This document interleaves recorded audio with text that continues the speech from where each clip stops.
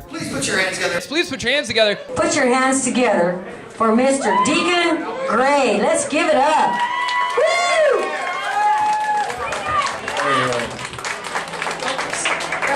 It's 7-Eleven, ladies and gentlemen. 7-Eleven. I always love it when a woman posts her hours. All right.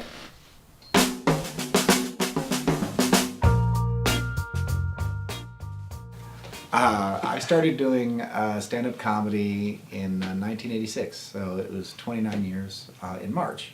Like, I turned 21 and 3 days later they opened a comedy club in Oklahoma City. So I kind of felt like, oh, this is nature telling me something. It said, you're old enough to go to a club which just opened. I moved to Denver in 2001. Two things happened. One, I went through a divorce. So it was like Oklahoma wasn't like a nice place anymore for me anymore. It was like just too many bad memories. And then the comedy club in Oklahoma City closed at the end of 2000. Like, the guy who owned it just said, I'm out of here. So he did New Year's Eve and then closed the door. So I had no place to perform, and I was just like, living by myself in an apartment, working at a bookstore. So a friend of mine, a former student, contacted me, and he had moved up here to be with his girlfriend, and he's like, look, our basement's open, so just move up here.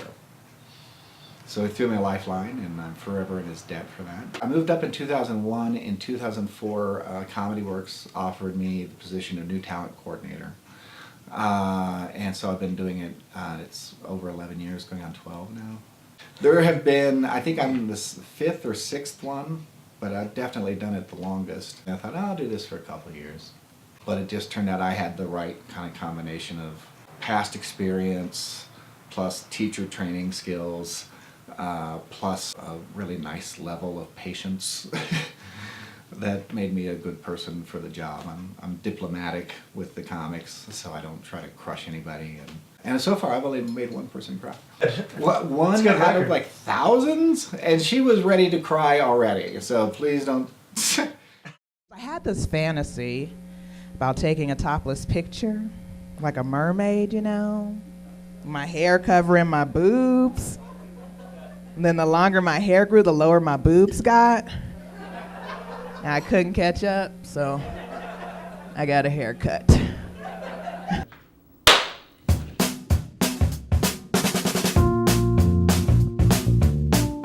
I started in stand-up because I was going on a lot of auditions as an actor, and I kept getting asked if I did stand-up or if I sang. I didn't necessarily choose Denver as a landing spot. I was in LA, and I probably have a lot of years on some people in comedy, but I don't have as many hours, because when I was in LA, I had 3 or 4 part-time jobs at a time.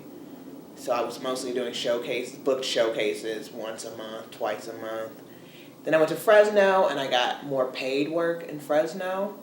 A few open mics, but still working a 50-hour-a-week job.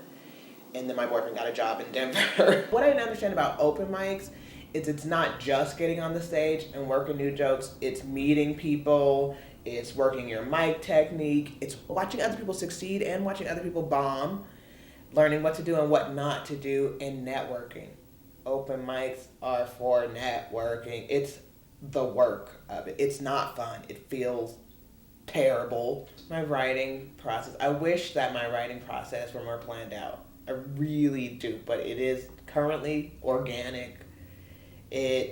What I miss about LA is talking to my friends and having those not all of my friends were comedians in LA, so you have funny conversations, and it's essentially like having a writing session. The cool part about seeing the same people in Denver is that you have to push yourself to produce new material all the time, because these are your coworkers, and it's somewhat competitive.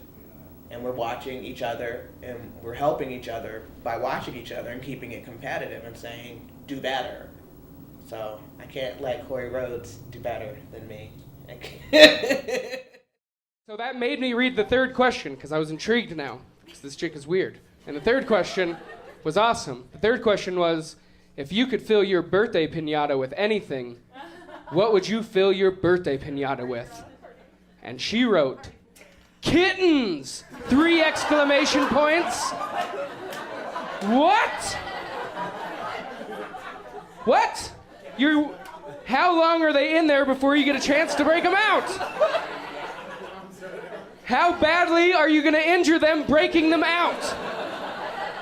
There's no way she thought about this. There's no way she put thought into it. Or she did put thought into it, and she's a fucking psychopath. Hell yeah.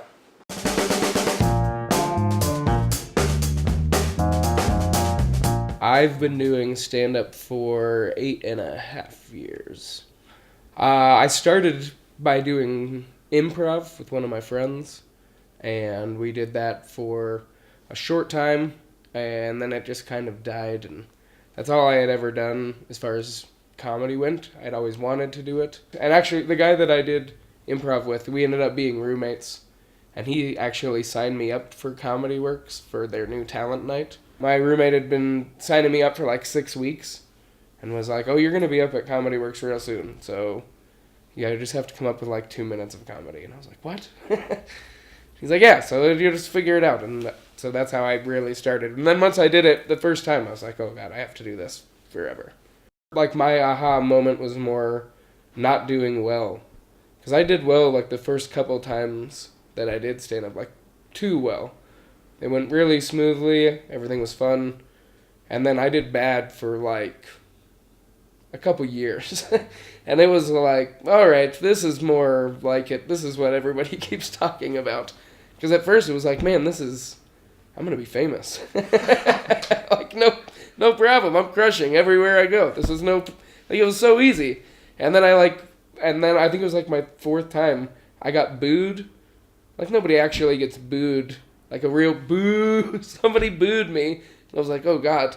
And then right at the end of my set, someone from the back just yelled, you suck. And I was like, okay, I'm out of here.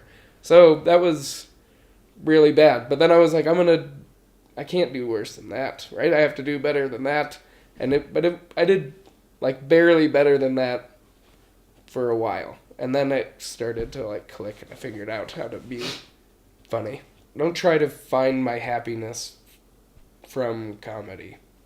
I have fun doing comedy, and I try to keep it fun, but you can't get all of your happiness from that because it's too emotional, and it will kill you.